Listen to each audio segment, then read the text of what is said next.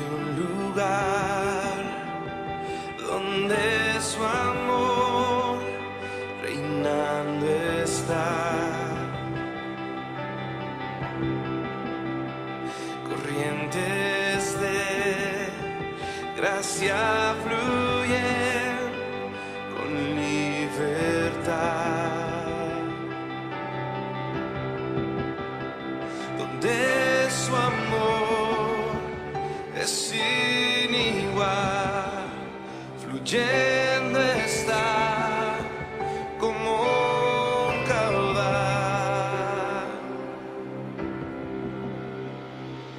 A los pies de la cruz rindo todo aquí, asombrado estoy, asombrado estoy. Cuando rojo fue tu amor, blanca fue mi maldad, debo todo a ti, debo todo a ti, Jesús.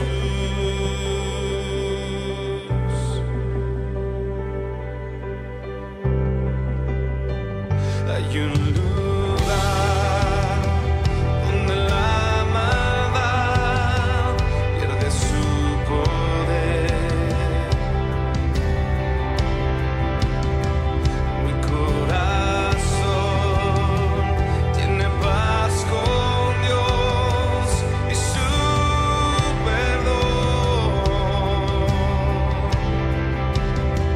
donde su amor es sin igual, fluyendo está como un caudal.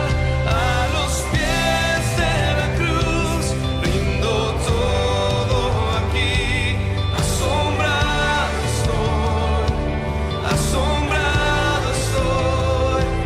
Cuando rojo fue tu amor, blanca fue mi maldad, debo todo a ti, debo todo a ti. Mi fe está en ti, en tu santidad. Hoy me rindo, mis brazos abro a ti, eres mi Salvador. Hoy me rindo, a los pies de la cruz, rindo todo aquí, asombrado estoy, asombrado estoy. Cuando rojo fue tu amor, blanca fue mi maldad, debo todo a ti, debo todo a ti.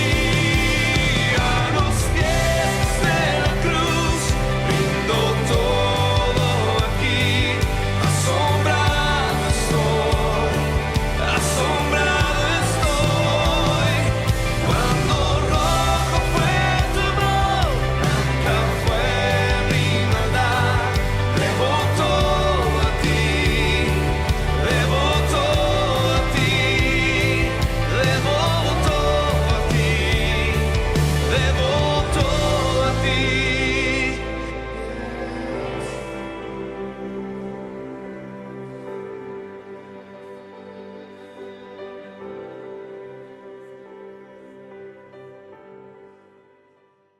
Muy buenos días, hoy es domingo y son las 11 de la mañana. Como siempre tenemos una reflexión de la palabra de Dios. Hoy le hemos llamado al tema que vamos a tratar, se llama ¿por qué no ganas almas? ¿Por qué no gano almas? ¿Por qué no gano almas? Es una pregunta normal que se debe uno hacer. Pero bien, esta palabra la vamos a basar en el Evangelio según San Marcos, capítulo 16, versículo 14, en Reina Valera contemporánea, y lo vamos a leer. Lo vamos a aparecer ahí en tu pantalla y la leemos. Y dice así la palabra de Dios: y se le apareció a los 11 mismos, mientras ellos estaban sentados a la mesa, y le reprochó su incredulidad y su obstinación, porque no habían creído a los que le habían visto resucitado. Vamos a orar. Padre, ponemos en tus manos esta preciosa palabra. Háblanos, ministranos, Señor, y danos oídos espirituales, Señor, una mente espiritual, Señor, un corazón sensible a tu palabra, Señor, que podamos llevarla por obra, Señor. Y lo que hagas y lo que sigas haciendo en nuestras vidas, el Cordero que murió en la cruz del Calvario, reciba toda la honra y toda la gloria por su sacrificio por los siglos de los siglos. Amén. Y así dice la palabra que Jesús, viéndolos allí sentados en la mesa, les reprochó su incredulidad y su obstinación. Hay muchos creyentes que han pasado del asombro al temor y del desánimo porque no saben cómo compartir las buenas nuevas. O cuando menos con que los rodean, ¿no? O sencillamente les da pena hablar en sus amigos y les da temor decirle que ellos son creyentes, o por tipo de plática que hablan, ¿no? Entonces eso es lo que pasa actualmente y ha pasado por todos los siglos, pero ahora como que se ha agudizado esta situación. Antes de recibir la gran comisión, dice la palabra, como leímos, los discípulos fueron exhortados por Jesús. Dice que estaban ahí sentados y Él los exhorta y les reprochó dos cosas importantes que tú y yo debemos meditar en ellos. Dijo, les reprochó una, su incredulidad, y dos, su obstinación. Entonces nosotros debemos saber por qué. ¿Por qué la incredulidad? ¿Y qué significa incredulidad? Significa que no cree con facilidad. O sea, somos tremendos, ¿no? Somos testarudos porque no creemos inmediatamente. Bien, y la otra, obstinación, significa mantenerse en una decisión con necedad, sin dejarse vencer por las amonestaciones razonables. Eso es obstinación. Aunque sean razonables las cosas, no obedeces. Entonces podemos ver que la obstinación, también conocida como testarudez espiritual. Testarudez espiritual. Dile que está a tu lado, por favor, no seas testarudo, ya es tiempo que creas, ¿no? Entonces los discípulos fueron exhortados. ¿Por qué? ¿Por qué les dijo esas dos cosas? Porque habiendo visto los milagros, no creyeron. Ellos vieron todos los milagros, sus discípulos, y no le habían creído. Viéndolo, no creyeron. Número uno. Número dos, habiendo experimentado sanidades, pues no le creyeron. Ellos vieron cuando la viuda, ellos vieron el paralítico, vio el leproso, todo lo vieron, pero no creyeron. Y habiendo recibido testimonio a quienes habían visto a Jesús, aun que hubo una comunicación antes que lo vieran, tampoco leyeron. Por eso dijo, viene un dicho muy común que todos dicen, como Santo Tomás, hasta no ver, no creer. Y aunque apareció, aún no le creyeron. Por eso les reprochó que eran unos testarudos. Amén o no amén. Bueno, eso es testarudo. Así como ellos, muchos no pueden ser cristianos porque ni siquiera han sido creyentes. No han sido creyentes, creen que dicen, que ven, que leen, pero no son creyentes. Alguien que crea, pues. Siguen obstinados en su forma de pensar y no toman una determinación. El ser cristiano es radical, tomar decisiones. Ok, estoy haciendo esto, pero voy a hacer esto otro y lo voy a lograr. Porque no hay cosa que se te oponga ahora, porque Cristo te apoya. Bueno, pero no toman determinaciones. Juan capítulo 3, versículo 19, Reina Valera contemporánea, dice, y esta es la condenación, que la luz vino al mundo. Que la luz vino al mundo, dice la palabra en el Evangelio según San Juan, capítulo 3, 19, pero los hombres amaron más las tinieblas que la luz. ¿Por qué? Uno se pregunta, porque dice el mismo Evangelio, dice, porque sus obras son malas. Por eso no le creyeron. Y muchos vemos lo que Jesús hizo y aún no le creemos. ¿Por qué? Porque nuestras obras son malas. Lo interesante es que Jesús los llama a predicar el Evangelio en todo el mundo, así es como llama a sus discípulos. Por la obstinación, incredulidad, se vencen no obedeciendo la palabra del Señor. Fíjense nada más, qué tremendo. Cuando la gran comisión no es la gran sugerencia, la mayoría cree que es una sugerencia, no. Es determinante porque lo dijo nuestro Señor Jesús, el creador de los cielos y de la tierra, de lo que se ve como de lo que no se ve. Es el mandato o la misión que Jesús nos dejó para que lleváramos a cabo y consiste en dos cosas muy importantes. Uno, ir por el mundo, por todo el mundo, y predicar la palabra de Dios, predicar el Evangelio. A eso hemos sido llamados. Por eso dejó su trono mi Señor Jesús, se hizo como nosotros, vivió como nosotros, Él nos enseñó lo que Él podía decir y lo que Él dejó como testimonio para que nosotros hiciéramos, pero aún así no estamos obedeciendo la palabra de Dios. Uno, predicar por todo el mundo y por todo el mundo, caminar y luego predicar su palabra. Así que exploremos estas 4 acciones que necesitamos. ¿Para qué? Para cumplir nuestro llamado, hombre. Tú y yo hemos sido llamados con este propósito, pero das vueltas al tronco, andas por las ramas, dando tan grueso el tronco, mano. Tomemos decisiones. Vamos a ver 4 pasos. Ojalá podamos a través de esta enseñanza poder poner las pilas y poder hacer la gran comisión. Número 1 es pasar de lo imposible a lo posible. Es importantísimo que en nuestra mente quepa esto, pasar de lo imposible a lo posible, número 1.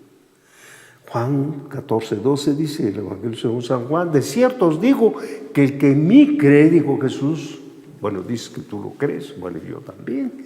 Dice, el que en mí cree, las obras que yo hago, Él las hará también y aún mayores. Vaya, el reto es aún mayores. Y dijo, porque yo voy al Padre. ¿Qué significa? Que nos iba a apoyar en todo. En todo. Yo voy al Padre para decirle así, mira a mi Javo, mira a Martínez, mira a XY. Es por medio de Él que lo podemos lograr. Hará mayores cosas que yo. Así dice la palabra y yo lo creo. Lo primero que necesitamos hacer como cristianos es cambiar nuestra mentalidad. Ese es el problema, saber que tú no eres natural, si eres un ser sobrenatural. Vaya, que cambiemos nuestra mentalidad. No va a suceder si seguimos pensando en forma natural. Dile que es natural, no seas ya natural, por favor. No vivas naturalmente, por favor. No sigamos pensando en natural. Cuando Jesús pronunció las palabras de la gran comisión, la tarea es humanamente imposible, hombre. No es posible humanamente. Para hacer mayores cosas que las que Jesús hizo, solo se puede hacer posible en lo sobrenatural.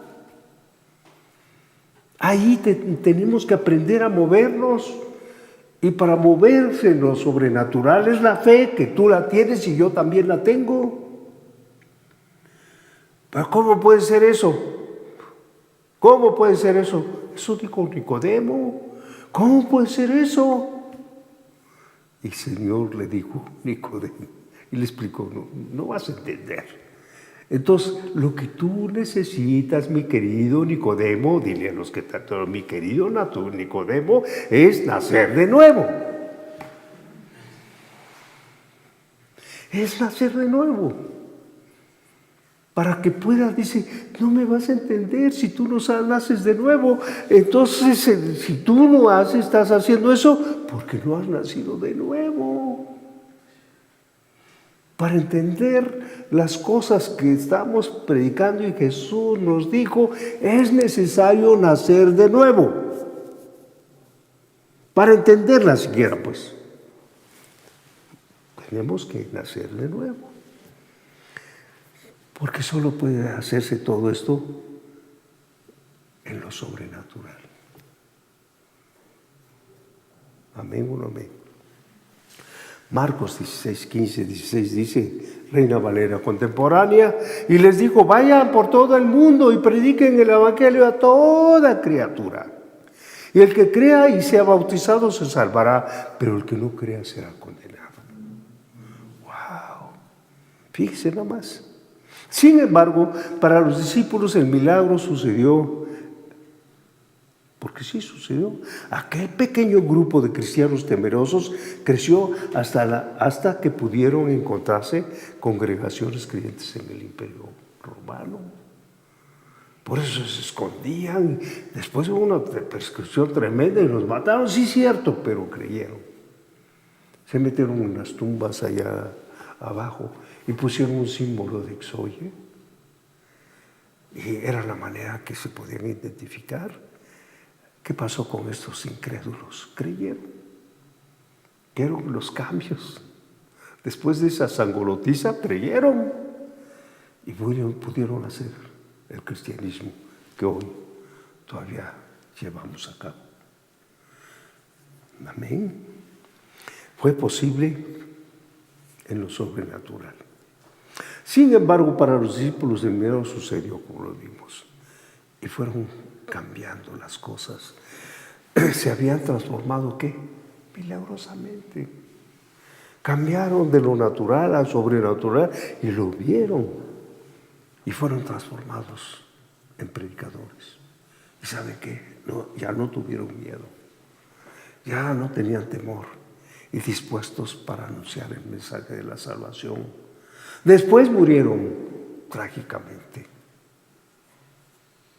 Que cuando ves cómo los sacrificaron,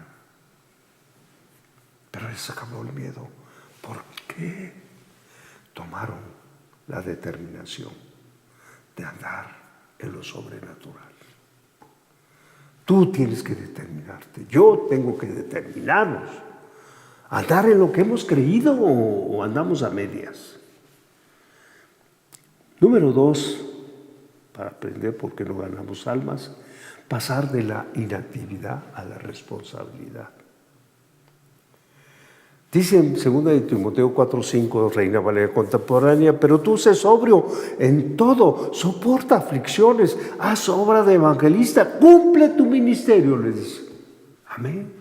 Soporta aflicciones, soporta críticas, soporta lo que tengas que saber, sé sobrio y ve y haz obra evangelista, abre la boca y cumple tu ministerio.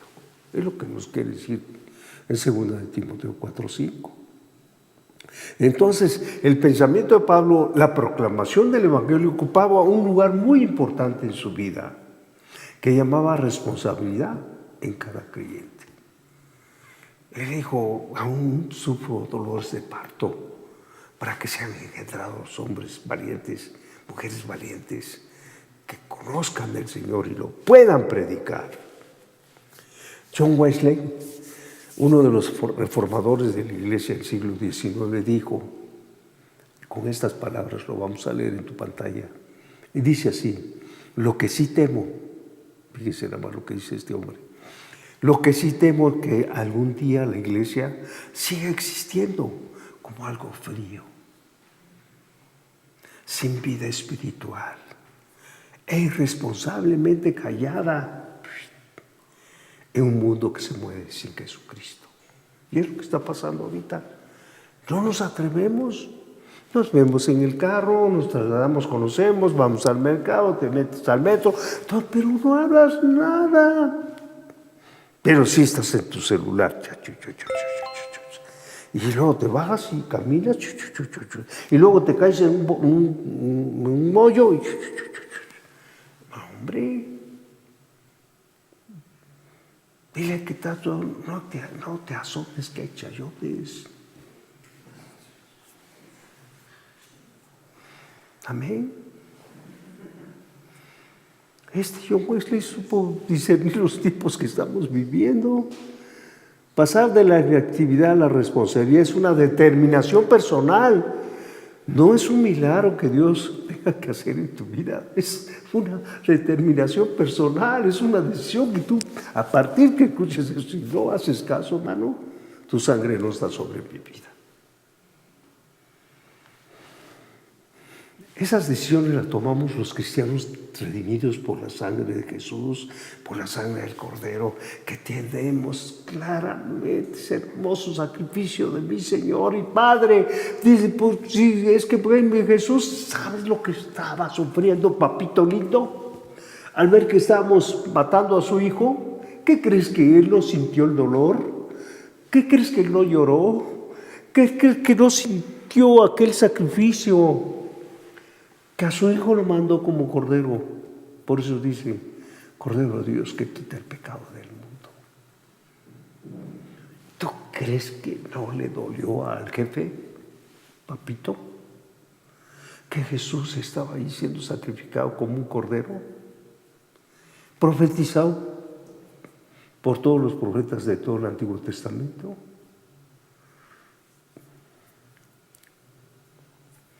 Él decidió mandar a su hijo por ti y por mí. Fue doloroso. ¿A quién le gusta que su hijo sufra así? A nadie. Pero de tal manera, Él nos ama. Él nos ama. No pienses ni por un momento que Dios no te va a respaldar. No creas que Él no te va a respaldar. Él te va a respaldar porque lo estás haciendo en el nombre de su Hijo que está a su diestra, gobernando por una eternidad.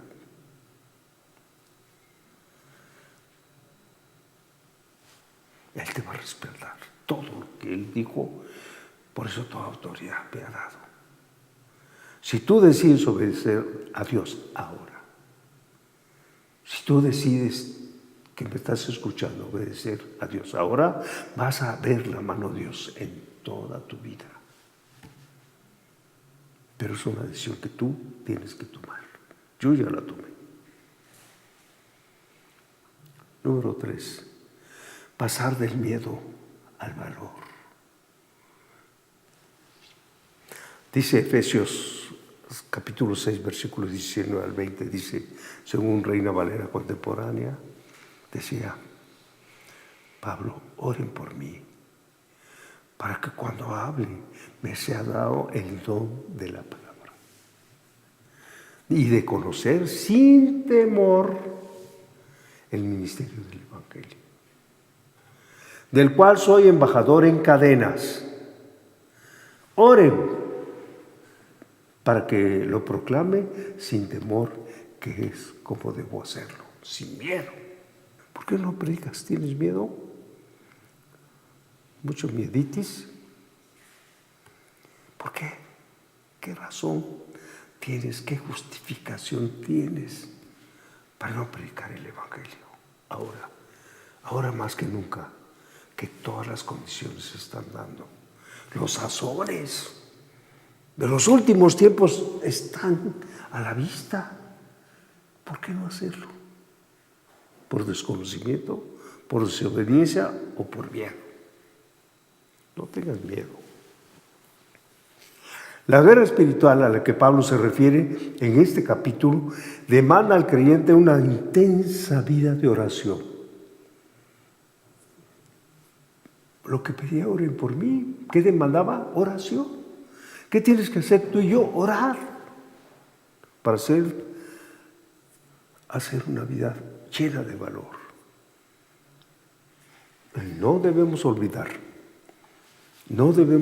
que la oración es la fuente de poder La oración es la fuente de poder que nos libera de temores y nos reviste de valor para predicar a tiempo y fuera de tiempo. Tenemos que hacerlo. Si somos observadores de los grandes avivamientos de la iglesia en la historia mundial, nos daremos cuenta que estos han dado en circunstancias difíciles de la vida, en situaciones de crisis. Y ahorita estamos viendo mundialmente tiempos de crisis. ¿Qué quiere decir? Que nuestras antenas ya deben estar bien encaminadas a lo que Dios quiere que hagamos en estos tiempos. Para lograr esto, el Señor nos dio autoridad y poder para cumplir con la gran comisión. Él nos dio todo. Esto muestra claramente que cuando las situaciones son más difíciles, el Evangelio se puede predicar y la iglesia crecerá como no tienes idea, como nunca creció. Es por eso que tenemos que poner las pilas. Sin embargo, el problema que ata a miles de creyentes es el miedo de proclamar que lo que Dios hace en su vida. Eso lo tenemos que hacer. Eso, es que yo no sé predicar, yo no sé cómo dar testimonio. Habla de lo que Dios ha hecho en tu vida, de los milagros diariamente. Hablar de lo que Dios es capaz de hacer. Es tremendo. Número 4, es el último punto. ¿Qué herramientas nos dio Jesús para cumplir la gran comisión? ¿Qué herramientas?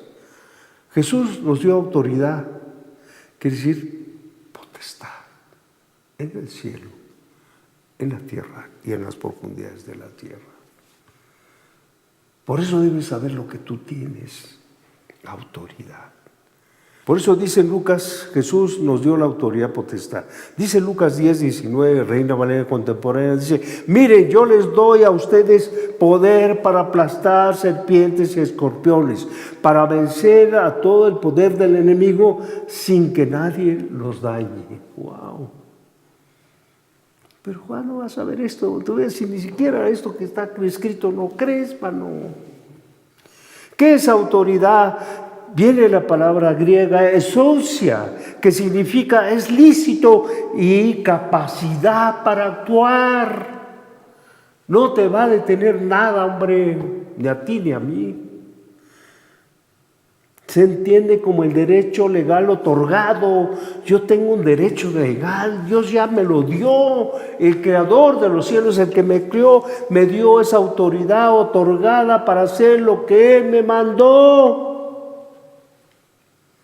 Y no lo estoy haciendo. No, no es así. No es así. Tenemos un derecho legal. Nada me puede detener. Es que los chamucos, sí, claro, también, mamá, un chamuco que ni se me presente. Vamos, ¿a poco el arquitecto? Ya, claro que se me ha presentado. ¿No tuve miedo? No tuve miedo, porque sé lo que Dios me dio. Aunque a mi Jesús lo puso también allá, que escrito está. ¿Y qué le dice Jesús? ¿A quién estaba diciendo escrito está? Y luego le dice escrito está, y otra vez Jesús le dice escrito está. Y luego otra vez le digo escrito está. ¿Con quién estaba dialogando? Con un chamuco. Y al final dice: mira, vete, corre, anda, vete. No estés estorbando. ¿Qué se va? Bueno, ¿de qué? ¿Por qué no creemos? ¿Qué vas a hacer cuando se te presente un chamuco? ¿Vas a correr? ¿Y ahí va a ir detrás de ti? No, no es por ahí, hombre. Tengo un poder legal por el que creó los cielos y la tierra. Nada más así de sencillito. Él es el que me dio la autoridad. Jesús nos dio su mensaje. En Lucas 24:47 dice que en su nombre se predicara el arrepentimiento y perdón de pecados. ¿Dónde? Comenzando en Jerusalén. Jerusalén, que matas a los profetas. empezando en Jerusalén. El mensaje de Jesús consta de dos partes importantes. Número 1, crucifixión, muerte y resurrección de Jesús, sabiendo que Él murió por mí. Su muerte me hizo libre y resurrección para darme vida eterna. Y número 2, el arrepentimiento, el perdón de pecados. ¿Qué tenemos que hacer con la gente? En lugar de criticarle, decirle, mira, Juan, te tienes que arrepentir. Te tienes que arrepentir. ¿Y sabes qué? Si tú te arrepientes, el Señor te va a perdonar. Y se lo tenemos que decir, porque sí, Él perdona. Entonces la única manera para la convicción de pecados, ¿quién cree que nos la da? Pues el Espíritu Santo. Porque Él dijo, cuando venga el Espíritu Santo sobre una persona, es decir, que entienda que Él es un pecador. ¿Quién nos va a convencer de nuestra testarudez? El Espíritu Santo. Te va a ver que la estás regando, ingrato o ingrata. Dile al que está a tu lado, la estás regando. Porque el Espíritu Santo convencerá al mundo ¿de qué? De pecado, juicio, justicia y juicio. Eso es lo que dijo Jesús.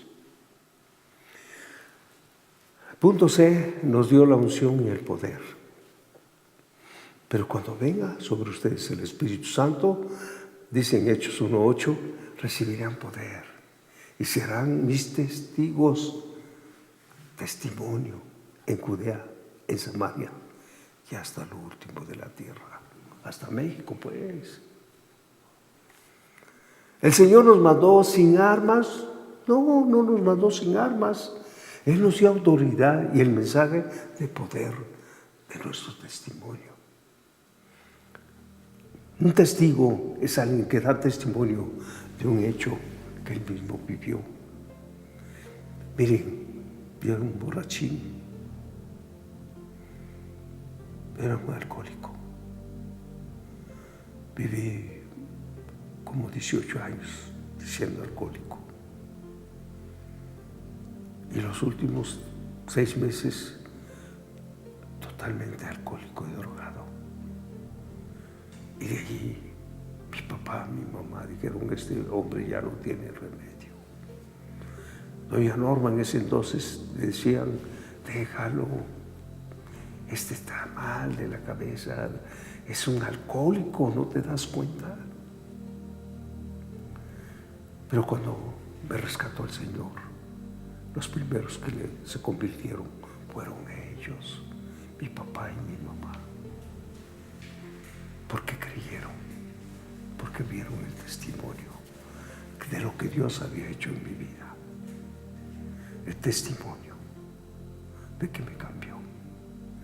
Y luego fueron mis hermanos. Y luego fue doña Norma. Y luego fueron los demás. Y toda la vida ahí va el testimonio de que Él me cambió. De la muerte, a unas horas iba yo a morir, a su luz admirable, para anunciar las virtudes de ese precioso Señor Jesús que yo amo intensamente. Testimonio de que Él me dio vida y vida eterna. Jesús nos dio señales y milagros y sanidades. Por eso dice Marcos 16:17, según Reina Valera contemporánea, y estas señales acompañarán a los que creen. En mi nombre expulsarán demonios, hablarán nuevas lenguas, tomarán en sus manos serpientes, y si beben algo venenoso, no les hará daño. Además, pondrán sus manos y sanarán.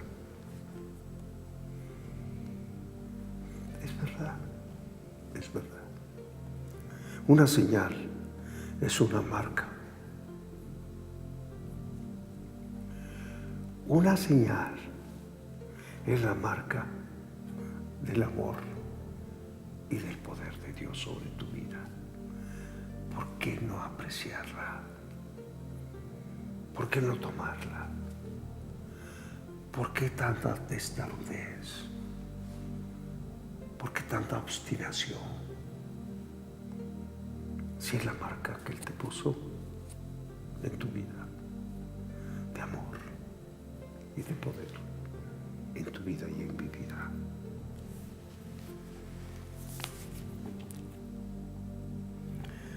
Necesitamos tomar la tarea encomendada por Jesús como un asunto serio que demanda fe y responsabilidad. Una fe que pasa más allá de lo natural, de lo sobrenatural, que se vaya hasta el trono blanco donde está Jesús, Padre, Hijo y Espíritu Santo. Por último, decía Samuel, y dice, y Samuel le contestó: ¿y crees que al Señor le gustan tus holocaustos y tus ofrendas más que la obediencia a sus palabras? Entiende, dice Samuel, que debes obedecer al Señor mejor que ofrecerle sacrificios, y que escucharlo con atención es más que la grasa de los carneros. ¿Qué quiere decir esto? Pues amarlo profundamente, que todas las cositas por allá que está haciendo no funcionan. Dios no necesita de ayuda. Tú y yo necesitamos la ayuda de Dios para estos tiempos difíciles que estamos viviendo. Vamos a orar. Padre, te damos gracias por esta preciosa palabra. Gracias, Señor, porque ahora entendemos, Señor, el gran amor que nos tienes, Señor. Este preciso amor que marca nuestra vida y tu poder que tú nos has llenado. Perdónanos, Señor, nuestra incredulidad. En el nombre de Cristo Jesús. Amén.